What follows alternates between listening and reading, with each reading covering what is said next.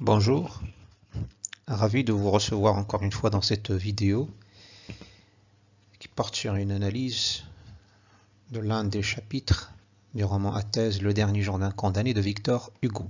Il s'agit du chapitre 30 d'un roman qui a été créé par Victor Hugo dans le but non seulement de raconter une histoire, mais plutôt d'évoquer un thème, d'aborder un sujet, de prendre en charge une cause aussi importante que le droit suprême à la vie. Le chapitre 30, pour situer ce chapitre dans la chronologie des événements, d'abord, le condamné à mort se trouve à la conciergerie, après son transfert de Bicêtre. Ensuite, il va recevoir la visite d'un prêtre, et là on devrait dire que ce n'est pas la première fois qu'il reçoit la visite d'un prêtre. Nous avons vu qu'il a reçu la visite d'un prêtre dans le chapitre 21. Et ce dialogue était marqué par la froideur, par le caractère artificiel, et il n'y avait rien de sentimental, rien qui va de cœur en cœur, et ce premier rapport était marqué par la froideur. Voilà. Avant ce chapitre, le condamné à mort a déjà évoqué un certain nombre de souvenirs d'enfance. Il a aussi évoqué sa fille. Il a aussi parlé de l'huissier, du président le directeur plutôt de la prison. Il a parlé des forçats, des autres prisonniers, du ferrage des forçats. Il a évoqué un certain nombre d'éléments en rapport avec son espace carcéral. Il a évoqué aussi ses sentiments, son état d'âme. Et il a aussi évoqué le rejet de son pourvoi, sa demande de pourvoi en cassation. Et du coup, il se trouve pris par ce processus fatal qui le mène vers sa mort. Il a aussi, on a vu comment il est passé d'un personnage orgueilleux, doté d'un caractère fort, à un personnage frêle, fragile, qui supplie, qui demande la grâce. On a vu comment au début, il a refusé l'offre de l'avocat et la possibilité d'être condamné à perpétuité ou bien aux travaux forcés. Et on a vu comment il a préféré mourir que d'être condamné à perpétuité. Maintenant, il appelle son avocat, il revient sur ses paroles, supplie, il demande d'être forçat parce que cela lui permettra justement de rester en vie. Chose de laquelle il sera privé si ce processus continue jusqu'à la fin.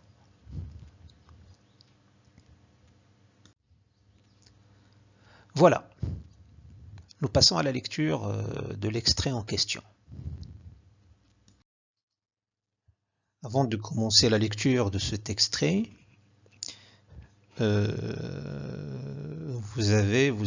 auriez dû remarquer que le texte a été surligné par 3 couleurs. Bien, il était surligné en 3 couleurs. Il est marqué par 3 couleurs. Le jaune, la partie en rose, la partie surlignée en gris. Voilà. Je commence la lecture. Le prêtre est revenu. Le fait de dire revenu et non pas de dire le prêtre est venu, cela veut dire qu'il était déjà dans sa cellule. Et nous aimerions bien rappeler qu'il était venu le voir lorsqu'il était à Bicêtre, dans le chapitre 21. Il a des cheveux blancs, l'air très doux. Et là, on a tendance à voir un portrait tout à fait appréciatif, valorisant le datif. Vous avez la douceur, une bonne et respectable figure, la bonté, le respect. C'est en effet un homme excellent et charitable. La charité, l'excellence. Ce matin, je l'ai vu vider sa bourse dans les mains des prisonniers. Là, cette phrase explique pourquoi il a parlé en termes de charité. Pourquoi, en parlant de ce prêtre, l'auteur, ou bien le narrateur plutôt, disait qu'il était un homme marqué par la charité, un homme charitable. Donc là, il y a une sorte de périphrase. Là, cette partie jaune montre un personnage bon, charitable, doux. Et là, c'est un portrait tout à fait appréciatif d'un prêtre. Et si nous faisons abstraction de la tonalité ironique de l'antiphrase, du registre satirique du roman, ce portrait nous étonne. Mais en lisant la deuxième partie, qui est surlignée en rose, nous allons nous rendre compte qu'il s'agit d'un schéma argumentatif. C'est-à-dire, le narrateur a commencé, ou l'auteur a commencé avec ce que l'on croyait normalement et généralement d'un prêtre. Je lis la deuxième partie. D'où vient que sa voix n'a rien qui émeuve et qui soit ému? D'où vient qu'il ne m'a rien dit encore qui m'est pris par l'intelligence ou par le cœur? Là, vous avez des questions oratoires à travers lesquelles le narrateur s'interroge sur ce rapport, sur cette froideur, en parlant de cette froideur ressentie dans les propos du prêtre. Il s'interroge en disant pourquoi pourquoi le narrateur restait indifférent face aux propos de ce prêtre. Donc là, la partie surlignée en gris, c'est une partie à travers laquelle le narrateur va étaler ses arguments, expliquer pourquoi cette rencontre avec le prêtre n'avait rien de chaleureux, n'avait rien d'émotionnel, n'avait rien de sentimental. Je continue la lecture. Ce matin, j'étais égaré, c'est-à-dire perdu. Perdu moralement, parce qu'on ne peut pas imaginer qu'il est perdu physiquement. Il ne peut pas aller au-delà de la limite de l'espace qui lui a été réservé dans cette petite cellule. J'ai à peine entendu ce qu'il m'a dit. J'ai à peine entendu. Il n'écoute pas, il entend. Je le répète, il entend ce que le prêtre est en train de lui dire. Il ne l'écoute pas. Et la différence entre entendre et écouter est tout à fait pertinente. J'entends quelqu'un, ça ne veut pas dire que je fais attention à ce qu'il me dit. Ça ne veut pas dire que je me trouve concerné par ce qu'il me dit. J'entends un cri, une voix quelconque. Cependant, vous avez un lien logique qui normalement fait référence au type du texte qui est argumentatif. Cependant, ces paroles m'ont semblé inutiles. Voilà, il explique. Pour lui, les propos du prêtre ne lui font ni froid ni chaud au cœur. Rien, ces propos ne changent rien à la fatalité du sort, à l'aspect tragique du destin qui attend le condamné à mort. Je continue. Et je suis resté indifférent. L'indifférence. Elles ont glissé comme cette pluie froide sur cette vitre glacée. Elle a une comparaison. Cependant, encore une fois, un lien logique. Et vous avez la froideur dans cette phrase. La pluie froide. Le thème de la froideur qui jaillit encore une fois. Cependant, quand il est rentré tout à l'heure près de moi, il y a la notion de la proximité physique. Près de moi. La proximité physique. Sa vue m'a fait du bien. C'est parmi tous ces hommes le seul qui soit encore un pour moi, me suis-je dit. Et il m'a pris une ardente soif de bonne et consolante parole. Il a besoin d'être soulagé, consolé. Le condamné à mort ne demande que d'être consolé, encouragé. Nous nous sommes assis, lui sur la chaise, moi sur le lit. Il m'a dit « mon fils ». Cet adjectif possessif renvoie normalement à la tendresse, à la douceur, à la bonté. Ce mot m'a ouvert le cœur. Il a continué. Mon fils, croyez-vous en Dieu? Et là, il y a une chute. Je ne pense pas que le condamné à mort s'attendait à ce genre de questions. Oui, mon père, lui ai-je répondu. Les réponses du condamné semblent être courtes. Croyez-vous en la Sainte Église catholique, apostolique et romaine?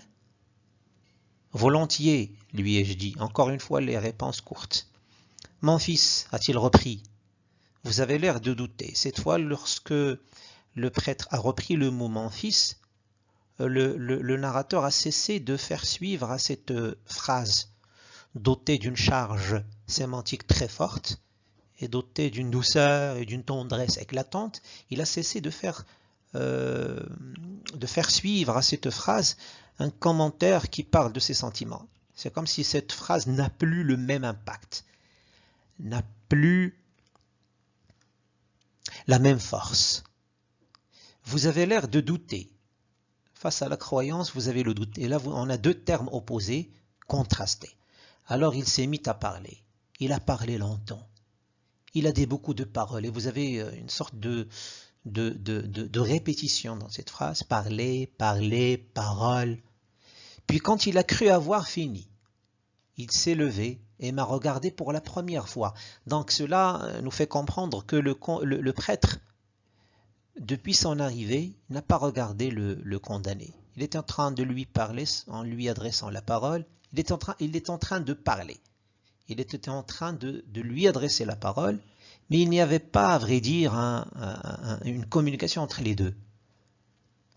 L'un parle, l'autre entend, mais n'écoute pas. Pour la première fois, depuis le commencement de son discours, en m'interrogeant. Et là, on passe à la lecture de la deuxième partie de cet extrait à travers l'extrait suivant. Je passe.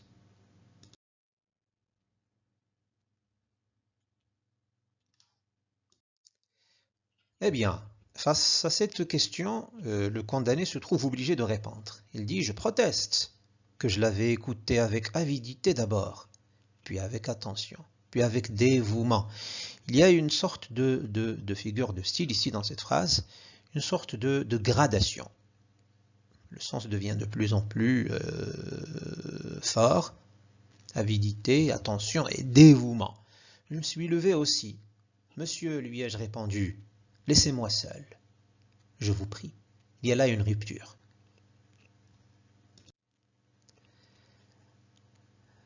Une rupture dans la mesure où on n'écoute plus. Apparemment, la communication n'a pas commencé pour qu'elle puisse toucher à sa fin.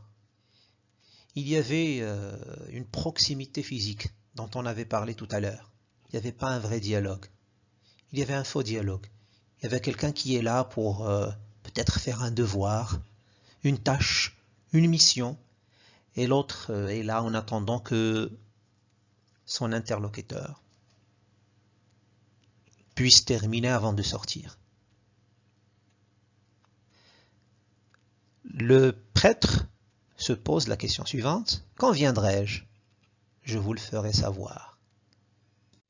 Et là, on peut parler en termes de rupture, de frontière, de froideur. La rencontre n'a pas donné lieu à une consolation espérée, à un soulagement.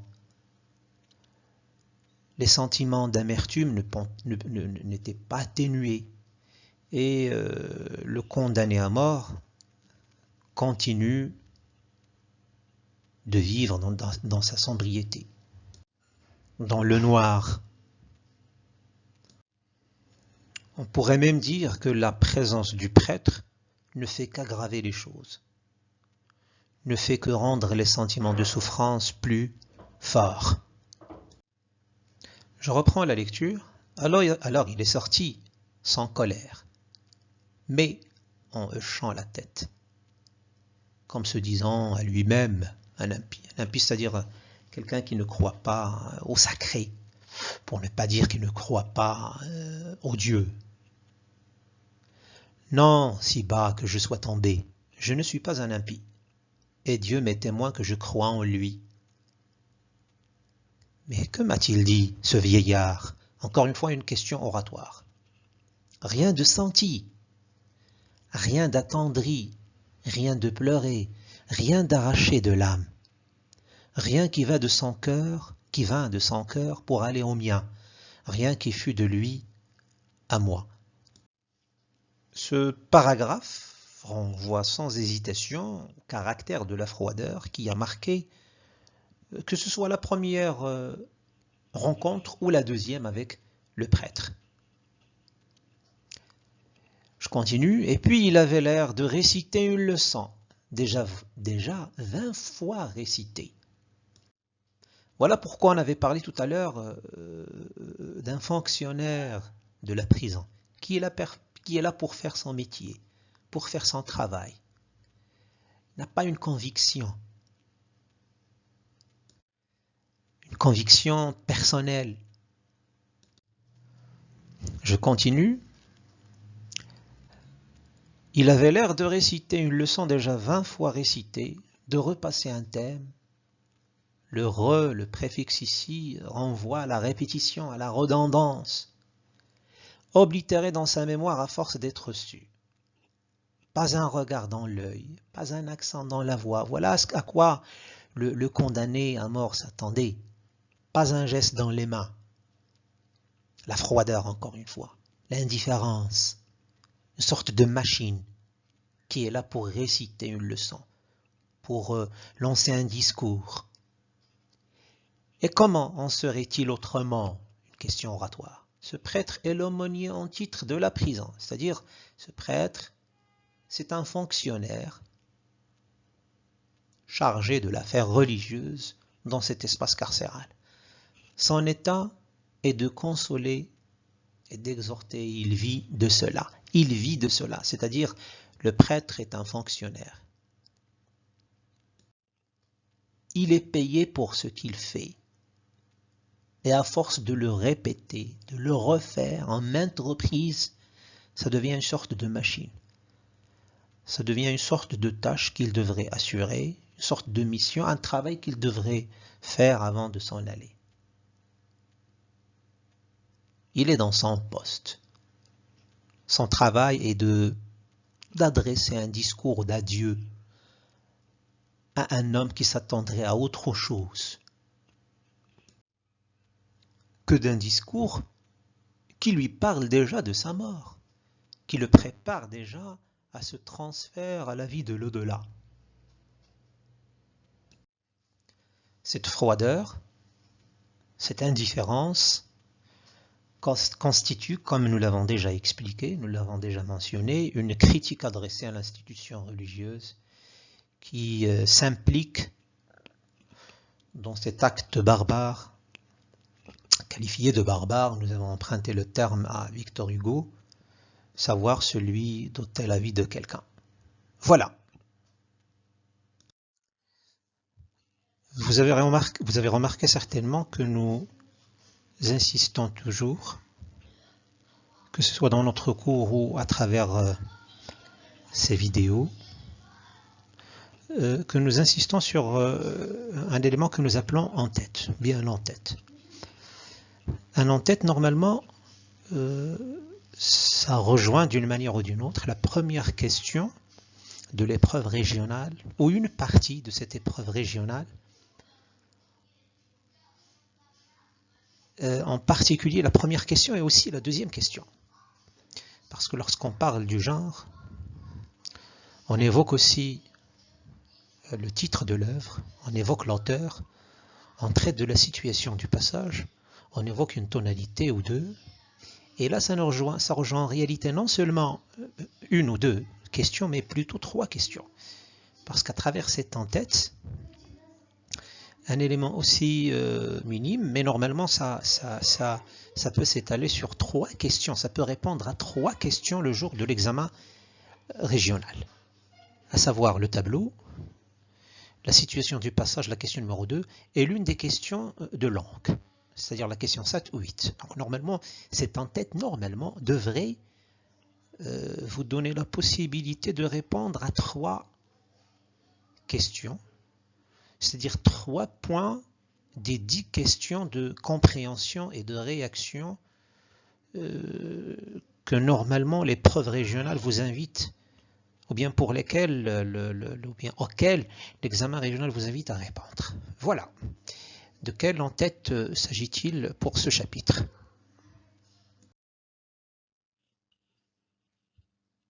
Voilà l'en-tête que nous proposons pour ce chapitre. Le genre, normalement on dit genre, on peut dire aussi genre littéraire,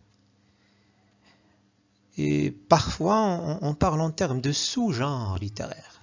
J'explique. Le roman comporte plusieurs sous-genres, sous-types si vous voulez. Donc on peut parler en termes de roman autobiographique, roman policier, roman de science-fiction, roman fantastique, roman épistolaire, roman historique, roman érotique, roman sentimental, roman à thèse. Et voilà pourquoi on peut parler en termes de genre, roman, et puis par la suite, le sous-genre c'est roman à thèse. Mais on peut se contenter de l'appellation genre, tout simplement, pour dire il s'agit d'un roman à thèse. Le courant littéraire, c'est-à-dire dans quelle doctrine, si vous voulez, littéraire s'inscrit ce roman, c'est dans la littérature engagée. Le support, bien entendu, il s'agit du chapitre 30, un extrait du roman à thèse de Victor Hugo intitulé Le dernier jour d'un condamné. Tonalité ou les tonalités, d'abord je devrais signaler une chose. Dans ce roman, à savoir Le dernier jour d'un condamné, on peut facilement remarquer un mélange de genres, non seulement au niveau de l'intégralité du roman, cela serait tout à fait naturel, mais parfois au niveau d'un petit extrait, on peut remarquer un mélange de tonalités qui varie entre lyrique, pathétique, ironique, satirique, polémique et tragique. Voilà les différentes tonalités ou bien les différents registres littéraires auxquels normalement le texte fait recours. Pour ce chapitre, ironique dans la mesure où on peut ressentir une certaine moquerie, une certaine satire dans la manière avec laquelle Victor Hugo a présenté le prêtre. Rappelons qu'au début, cette partie que nous avons marquée par le jaune, par la couleur jaune, c'était question d'un portrait un peu laudatif, valorisant, appréciatif, mais puis par la suite on remarque qu'il ne s'agit que d'un schéma argumentatif à travers lequel Victor Hugo commence avec ce que le prêtre a tendance à être, ce qu'il représente, ce qu'il devrait représenter normalement, et auquel il fait suivre d'un portrait tout à fait péjoratif qui bascule le lecteur. Il y a une sorte de chute à travers laquelle le lecteur fait face à un personnage qui a été anéanti, pour ne pas dire écrasé, aboli, sinon diabolisé même, puisqu'on est dans le registre du religieux.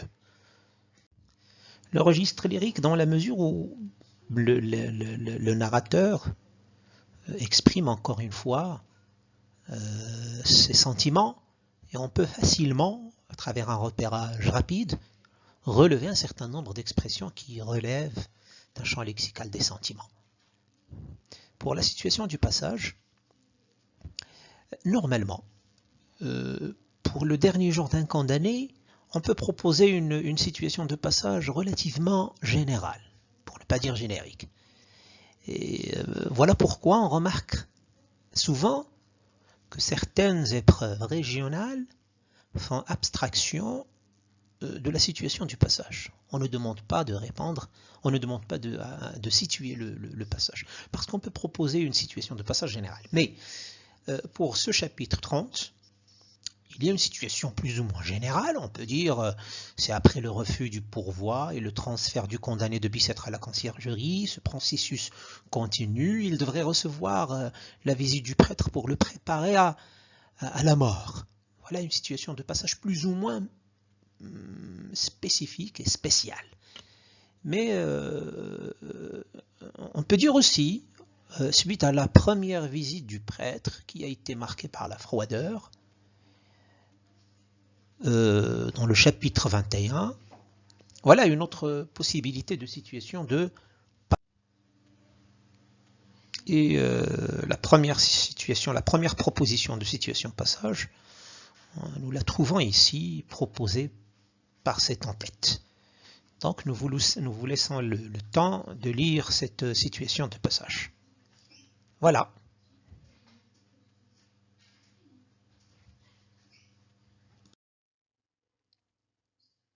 Axe possible. Nous voudrions dire par axe possible, c'est-à-dire un ensemble d'hypothèses de lecture qu'il fallait ou bien qu'il va falloir valider par un travail de repérage à travers lequel on devrait normalement aboutir à un ensemble de champs lexicaux, de réseaux sémantiques si vous voulez, un ensemble de champs lexicaux qui justifient justement un tel ou tel choix d'un tel ou tel axe. La variété et la richesse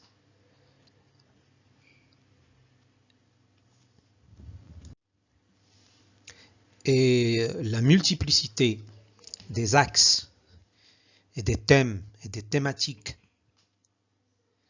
et des angles de vue par lesquels on peut normalement jeter de la lumière sur le texte de Victor Hugo, en particulier ce chapitre 30, permet justement de proposer un ensemble d'axes que nous citons comme suivant.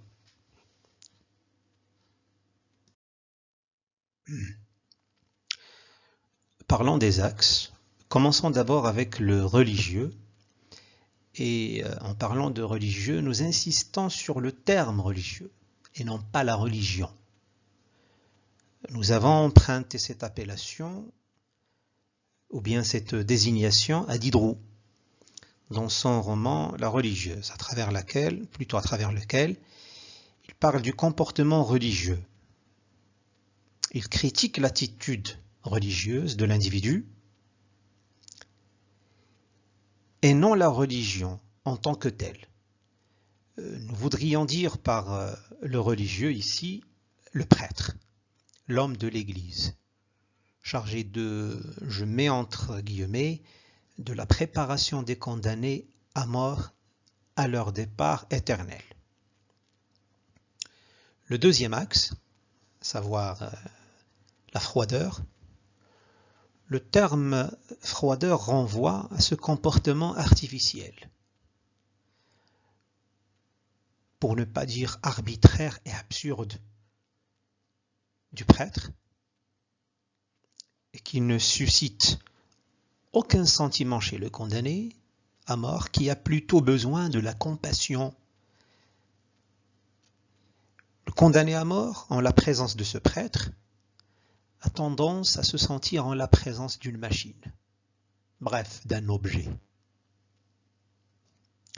Le troisième axe, intitulé l'ironie, L'ironie est normalement un aspect qui accompagne, pour ne pas dire épaule, et soutient l'argumentation. Du coup, on trouve chez Victor Hugo très souvent, et par conséquent, la tonalité ironique est aussi satirique. Le lyrique ou les sentiments, et surtout les sentiments de la souffrance morale, cet axe se justifie par le fait que Victor Hugo insiste sur la notion de la souffrance morale dans ce roman, et non seulement dans ce chapitre 30. Il faut signaler que les partisans de la condamnation à mort ont tendance à réduire la notion de la souffrance en lui attribuant un sens ou une dimension uniquement et exclusivement physique. Je peux dire que pour eux, selon les propos de Victor Hugo, parler en termes de souffrance morale fait partie de l'exagération, pour ne pas dire de la propagande. Victor Hugo voudrait jeter de la lumière sur un aspect peu traité, négligé, pour ne pas dire un aspect dont on évite de parler en traitant de la condamnation à mort, à savoir cette torture morale, cette souffrance morale qui devrait accompagner le condamné à mort jusqu'au moment où il sera exécuté.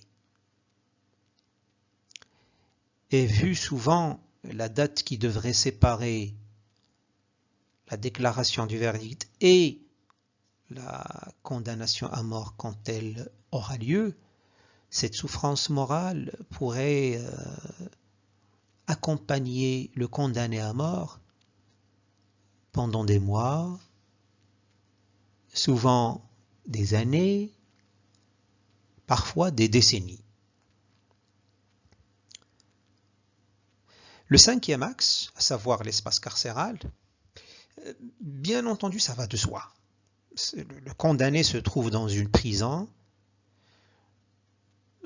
sauf que très souvent, Victor Hugo anime cet espace carcéral.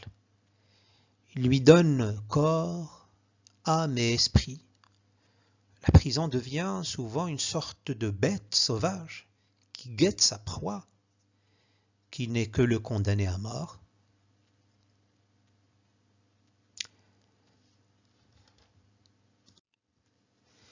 L'axe suivant est l'argumentation, il est intitulé « L'argumentation et le roman à thèse ». Il ne faut pas oublier que le roman à thèse est d'abord un texte argumentatif. C'est un texte, faudrait-il le rappeler ici, c'est un texte qui traite d'une problématique, qui aborde une thématique, un thème, qui prend en charge une cause. Donc on ne peut pas imaginer un roman à thèse dans lequel l'argumentation n'a pas la part de lion. Donc le dernier jour d'un condamné n'en fait pas exception.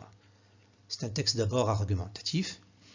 Quand on dit l'argumentation, il y a deux éléments présents dans le chapitre 30 qu'il faudrait signaler à ce moment-là. C'est le schéma argumentatif. On avait remarqué dans ce chapitre que Victor Hugo avait commencé dans cette partie que nous avons marquée avec la couleur jaune, qu'on a présenté le prêtre comme étant un personnage. On a fait de lui, on a proposé de lui un portrait plus ou moins laudatif, valorisant. Et puis par la suite, Victor Hugo ne fait que écraser ce personnage. Il a anéanti ce personnage en faisant de lui une sorte de machine, une sorte de fonctionnaire qui rejoint la prison chaque jour. Il rejoint son poste de travail. Il a une mission, une tâche. il est payé et du coup, l'aspect artificiel prime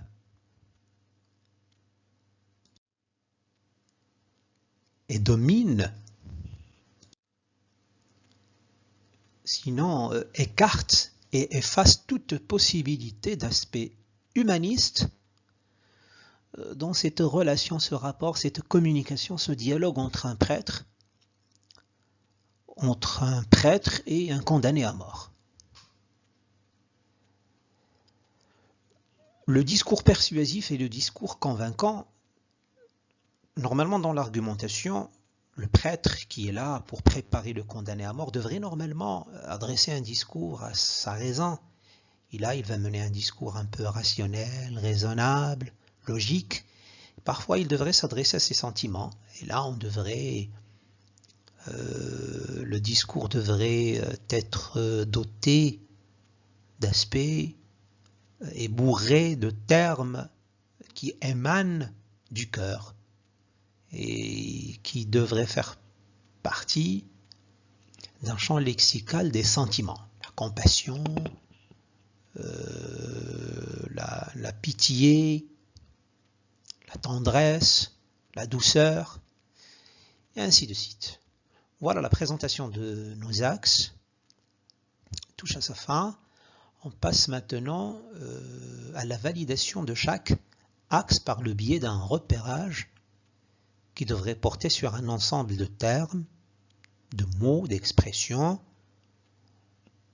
et qui constituent des champs lexicaux, ou bien des réseaux sémantiques, ou bien des réseaux lexicaux qui justifient le choix d'un tel ou tel axe, qui sont là pour valider une hypothèse de lecture qui normalement devrait être faite dans le cadre d'une analyse suite à la lecture de l'extrait. Voilà.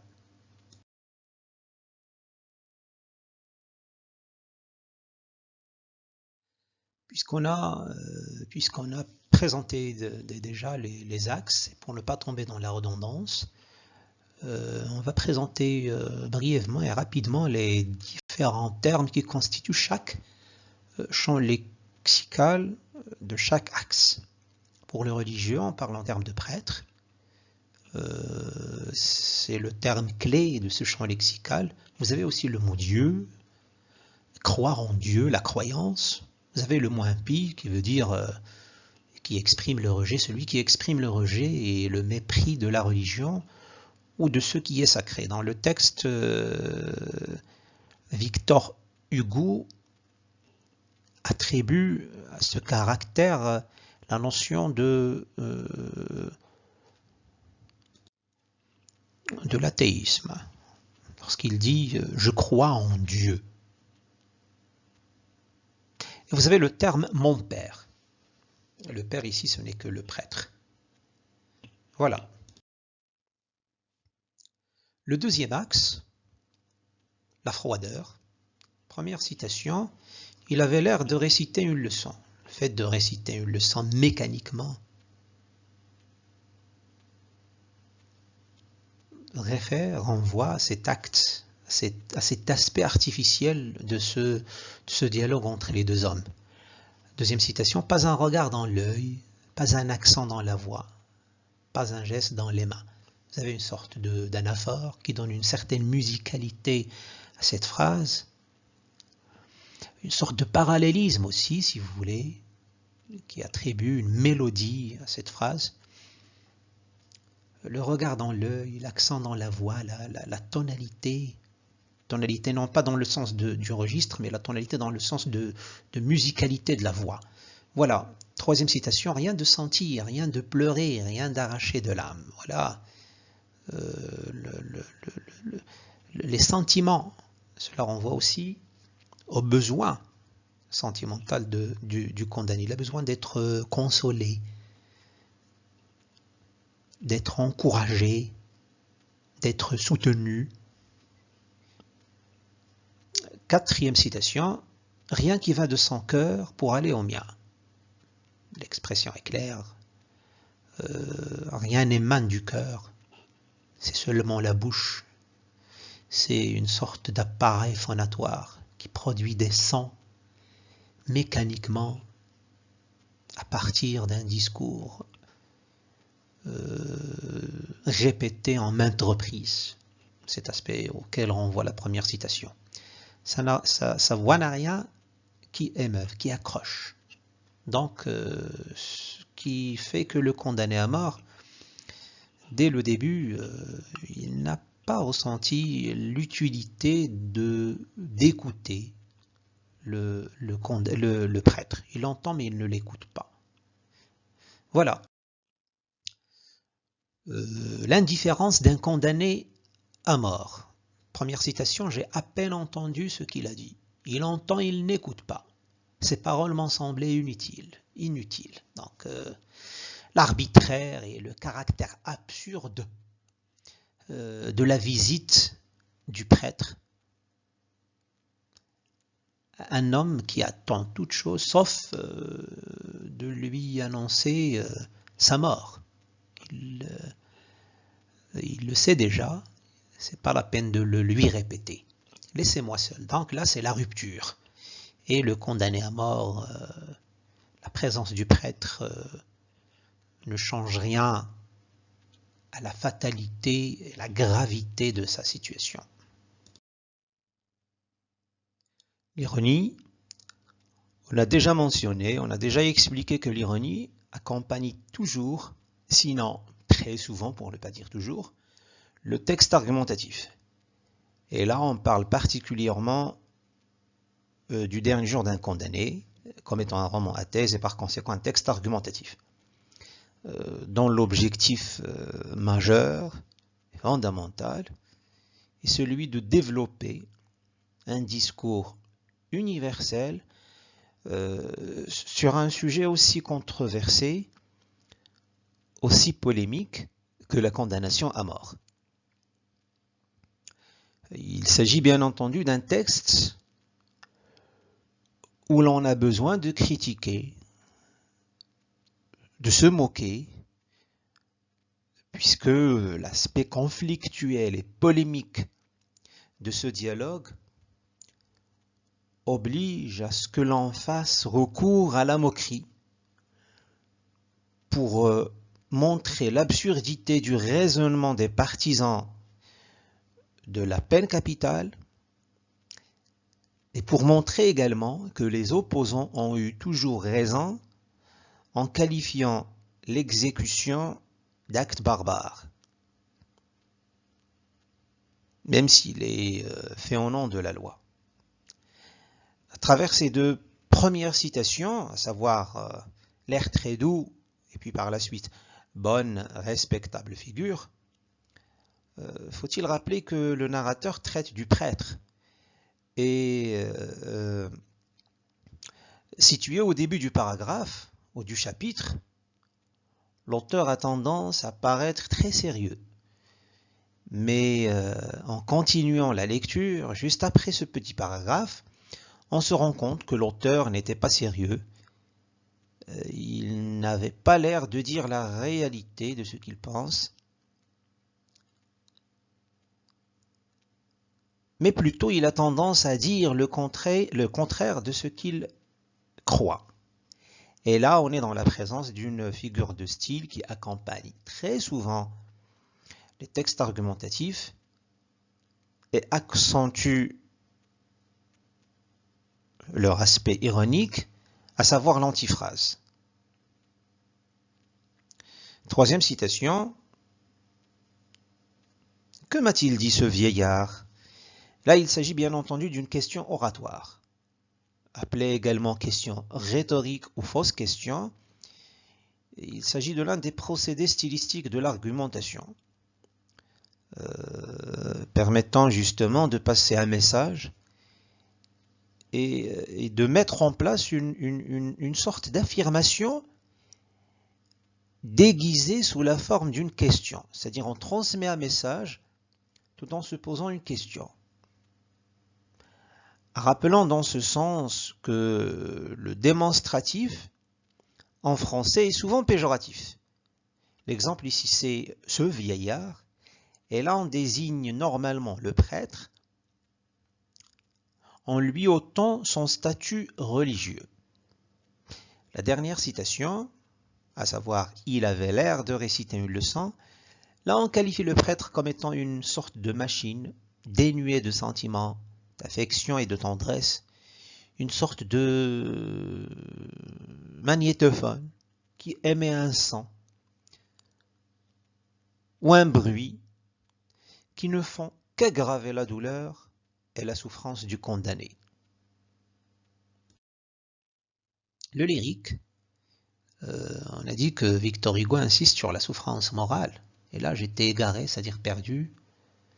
Le condamné s'attend à ce qu'on le console. Voilà, lorsqu'il a vu le prêtre au début, il a cru qu'il était là pour l'aider à atténuer ce sentiment de souffrance. En disant, sa vue m'a fait du bien. Donc, sa vue m'a fait du bien, ça renvoie au sentiment. Il m'a pris une ardente soif de bonnes et consolantes paroles. Il a besoin tout simplement d'écouter une voix aussi sereine, aussi angélique que celle d'un prêtre, qui pourrait facilement l'aider à se soulager, à oublier sa souffrance. Pourquoi pas discuter la réalité de la situation dans laquelle il est mis. Et les mots, le mot renvoie à mon fils. Lorsque le prêtre lui avait dit mon fils, le fait de l'appeler ainsi a ouvert le cœur du condamné à mort. Il avait l'espoir de bénéficier d'une séance de thérapie psychologique, mais ce n'était pas le cas malheureusement. L'espace carcéral, chose tout à fait évidente, on est dans le cadre d'un espace carcéral puisqu'on est dans une prison. Ici c'est la conciergerie, avant c'était Bicêtre, mais on continue dans cet espace marqué par l'enfermement, un espace clos. L'aumônier en titre de la prison, on a déjà le mot prison dans le texte. Voilà. L'argumentation au service du roman Athès. On a déjà expliqué que le schéma argumentatif est présent dans ce chapitre, et dans d'autres bien entendu. La question oratoire, c'est déjà évoqué aussi. Ça fait partie des moyens stylistiques, rhétoriques, mobilisés pour installer cet aspect un peu ironique. Le discours persuasif et le discours convaincant, c'est le fait de s'adresser à la raison, c'est le fait de s'adresser au sentiment. Et là, ça fait partie de la quintessence de l'argumentation, si vous voulez. Ainsi, la présentation et la validation de nos axes touchent à sa fin. Nous passons directement à la lecture de notre synthèse, la synthèse que nous proposons pour cette analyse de ce chapitre. Rappelons encore une fois dans ce chapitre, ou à travers la synthèse de ce 30e chapitre, que l'essentiel derrière cet extrait reste la critique de l'autorité religieuse, la critique de l'Église que représente ici le prêtre, la critique de l'implication de l'Église dans cet acte qui consiste à ôter la vie à une personne au nom de la loi, à critiquer aussi cette couverture donnée à cet acte que l'auteur qualifie de barbare, et non une critique adressée à la religion en tant que telle. Voilà l'essentiel, voilà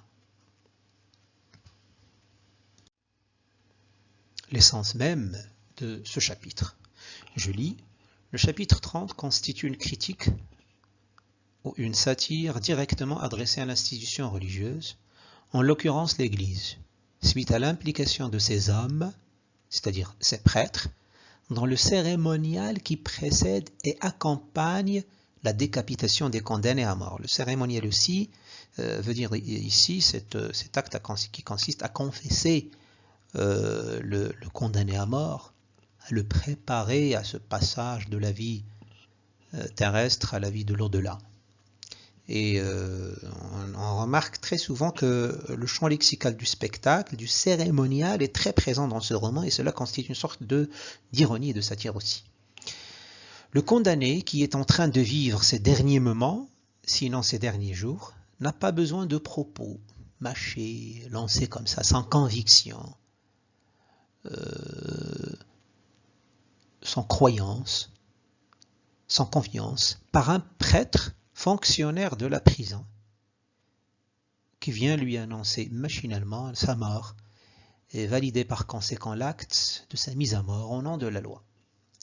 Le condamné a besoin plutôt de tendresse, de compassion et de consolation pour affronter sa réalité et son destin avec plus de courage et plus de confiance et surtout plus d'espoir à échapper à la mort. Chose malheureusement qui n'a pas eu lieu suite à ce rapport, à cette rencontre très éphémère qui a réuni le condamné à mort avec un prêtre. La déception du condamné à mort était très forte et il n'a pas besoin qu'on lui rappelle sa mort. Merci de votre attention et à la prochaine vidéo, Inch'Allah. Merci.